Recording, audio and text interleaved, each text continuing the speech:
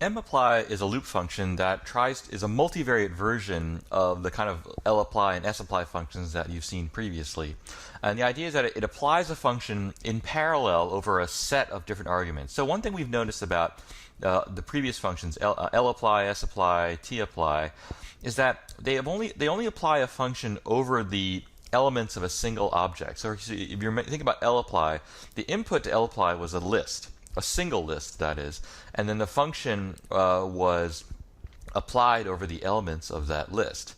So what happens if you have two lists that you want to apply a function over, and suppose you have two lists and the elements of the first list go into the one argument of the function and the elements of the second list go into another argument of the function. So lapply and sapply can't really be used for that purpose. And so one way to do that is just to write a for loop where the for loop will index the elements of each of the different lists, and then you can pass a function to each of those elements of the list. Another way to do that, though, is with mapply, where mapply can take multiple list arguments and then apply a function to the elements of the multiple lists in parallel. So the function arguments for mapply are a little bit different just because it has to allow for the possibility of a variable number of arguments. So here, the first argument to mapply is the function that you want to apply. And the function that you're going to pass to mapply has the number of arguments that the function takes has to be at least as many as the number of lists that you're going to pass to mapply. So the list that you pass, or the things that will be coerced to a list, will be passed through the ... argument.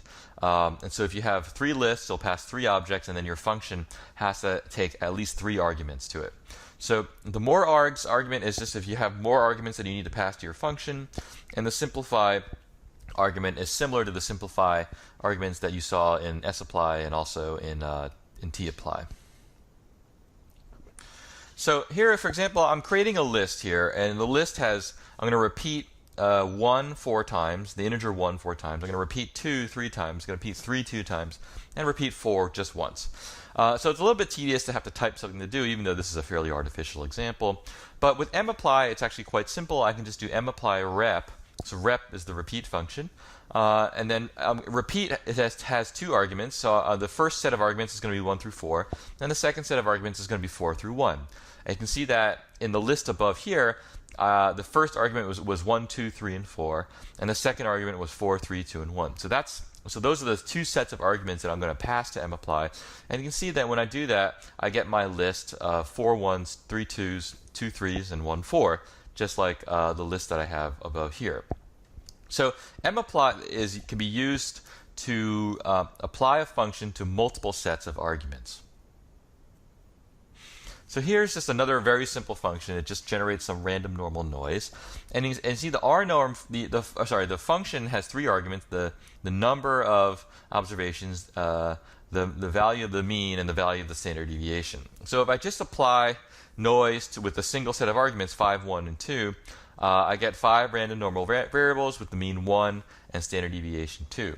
However, this function doesn't work really correctly if I pass out a vector of arguments. So now what's happening is I get a vector of 5 here when I pass it 1 through 5 and 1 through 5. But really what I want to happen is to have one random normal with mean 1, 2 random normals with mean 2, 3 random normals with mean 3, etc., and then 5 random normals with mean 5. And so that's what I get here when I use the mapply function and if I vectorize this noise function.